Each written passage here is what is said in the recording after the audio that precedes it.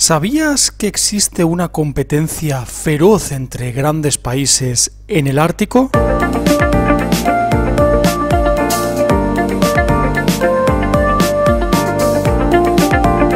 Pues sí, parece que las dos grandes potencias, Rusia y Estados Unidos, siguen intentando apoderarse de todos los recursos naturales que esconde el Ártico polar. Y esto ya viene dándose desde hace unos años. La primera fecha importante se origina en 2014, cuando Rusia empieza a comercializar petróleo del Ártico por primera vez.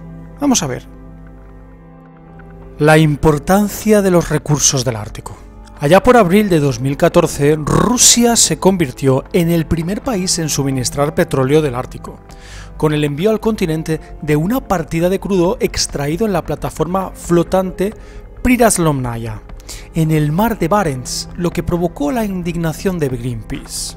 El proyecto influirá positivamente en el aumento de la presencia de Rusia en los mercados energéticos internacionales. Esto es lo que dijo en abril de 2014 el presidente ruso Vladimir Putin durante un puente televisivo con la plataforma Arctic. Vladimir Putin aseguró que el proyecto operado por Gazprom, una de las grandes empresas también de gas natural de Rusia, de hecho Gazprom es la que contribuye a que la calefacción se encienda en las casas de media Europa en invierno. Esta empresa, Gazprom, un consorcio que comercializa petróleo y gas, representa el comienzo de la explotación a gran escala de los recursos naturales del Ártico por parte de Rusia. Es prácticamente un pilar básico esta empresa de la economía rusa. Destacó también que, pese a las extremas condiciones climatológicas de la zona, dos rompehielos transportarán crudo al continente durante casi todo el año 2014, lo que ha disparado todas las alertas de los ecologistas. No solo de los ecologistas, sino también de potencias hegemónicas como son los Estados Unidos. Greenpeace considera que la plataforma es una clara amenaza para la zona y ha pedido a la ONU que declare el Ártico santuario ecológico, cosa que no se va a producir porque, como sabemos, la ONU también está a merced de las grandes empresas, que son realmente las que tienen el gran poder. La ONU está compuesta por personas, esas personas pueden ser fácilmente sobornables. De hecho, hay casos de personas que pertenecen a la Organización de Naciones Unidas que se han visto envueltos en multitud de escándalos financieros. El problema surge cuando, al parecer, la cantidad de las reservas de petróleo que tiene el Ártico son mucho menor de lo esperado o de lo anunciado, lo que justifica el riesgo que supone la explotación de este continente helado. El presidente de Gazprom, Alexei Miller, se desplazó a la plataforma en 2014, que se encuentra a unos 60 kilómetros de la costa, para presidir el inicio de la comercialización del petróleo ártico. Adelantándose a las críticas de los ecologistas, Miller aseguró hoy que Priraslomnaya garantiza no solo la explotación de petróleo en condiciones climatológicas extremas, sino también observa las medidas internacionales de seguridad más estrictas. Miller explicó también que Gazprom ha utilizado un sistema de vertido cero, por lo que durante la perforación y producción en el mar no cae ni una gota de petróleo, cosa poco creíble, puesto que siempre hay algún tipo de vertido en este tipo de explotaciones. Y por su parte, el ministro de Energía ruso, Sergei Donskoy, también está defendiendo el programa que tiene Gazprom para hacer viable esa explotación del petróleo en el Ártico, por supuesto, porque Gazprom es el pilar básico de la economía rusa. Con todo, el proyecto debe respetar todas las normas establecidas por la ley, y lo importante es que no surja ninguna duda, en particular en materia ecológica, dijo. Esto también se hace en materia social, es decir, la sociedad debe ver con buenos ojos que Rusia se meta a explotar el petróleo que hay en el Ártico, y hoy en día las conciencias medioambientales están muy sensibles. Una grandísima inversión de Rusia junto con Gazprom, que van a intentar hacerse con el poder petrolífero del Ártico, la última frontera en el mundo. Pero aquí también existe una competitividad extrema entre Estados Unidos y Rusia. Parece que es la eterna competitividad que hace que el vecino esté mirándote de reojo a ver lo que haces, para intentar mostrar su próxima estrategia. En este caso, ha tenido que ser en 2019 cuando Estados Unidos se ha dado cuenta de que el Ártico es muy importante y que Rusia le está ganando muchísimo terreno en ese continente helado.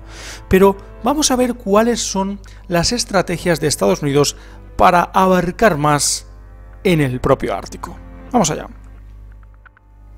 Pues Estados Unidos planea expandirse al Ártico ante la creciente presencia de Rusia. Estados Unidos enviará un navío hacia las aguas del Ártico, en una de sus usuales operaciones de libertad de navegación, que es como así se llaman a las navegaciones que hace Estados Unidos por el mundo con sus fragatas. Así lo afirmó Richard Spencer, secretario de la Marina de Guerra estadounidense, añadiendo que su país planea también reabrir una base militar en Alaska, una base militar que está muy cercana, en teoría, no es tan cercana, pero está muy cerca de Rusia, con lo cual es importante tener en cuenta que cuando se reabre una base militar es porque crees que Rusia está planeando algo o que no te fías de él. De acuerdo con Spencer, un buque zarpará en los próximos meses en lo que corresponde a la primera operación de este tipo llevada a cabo en la región ártica. Los estamos desarrollando mientras hablamos, dijo el funcionario en entrevista con The Wall Street Journal,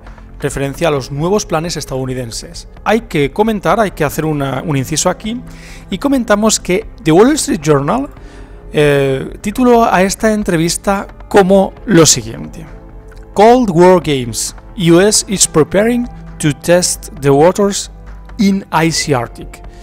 Y esto significa los Juegos de la Guerra Fría. Estados Unidos está preparándose para probar las aguas en el hielo del Ártico.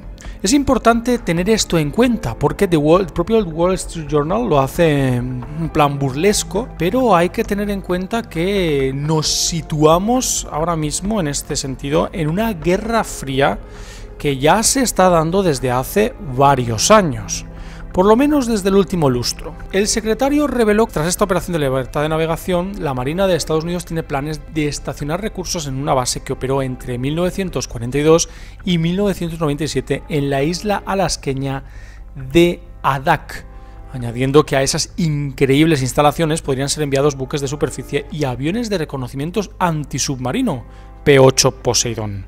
Son prácticamente estrategias de guerra, estrategias de defensa por ahora, por supuesto.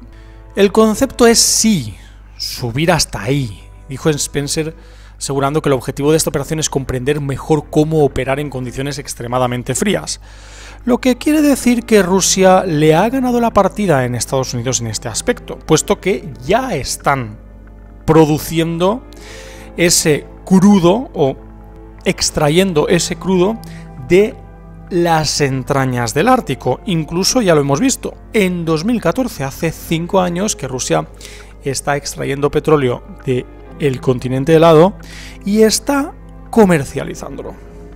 La misión se encuentra en las primeras etapas y aún no se ha decidido qué barco se utilizará para ella ni qué puertos visitará.